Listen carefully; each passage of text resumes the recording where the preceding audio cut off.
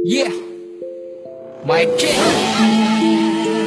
Yo, primero loko. Papatulang kita. Masyado kang bilib sa sarili mo. Nananahimik ako eh. Bakit mo ko tinira? Bakit? Kala mo ba talaga malupit ka? Kala mo talaga malupit siya. Kala mo talaga malupit siya. Ang bukong hampas lupa. Tangina, kala mo naman talaga malupit siya.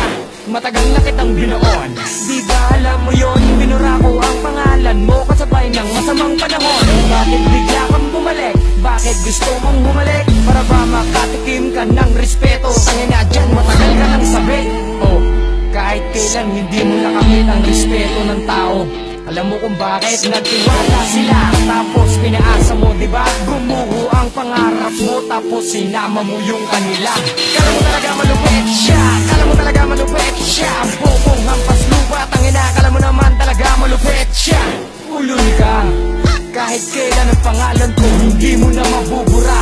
Dahil sa larangan na to, pinag-aralan ko ang bawat pahina. Nang sa ganun pag bumitaw ako ng letra, respeto ang ipapalit nila. Ganito kasi yan eh. Huwag kang bumitaw ng mga letrang patapon.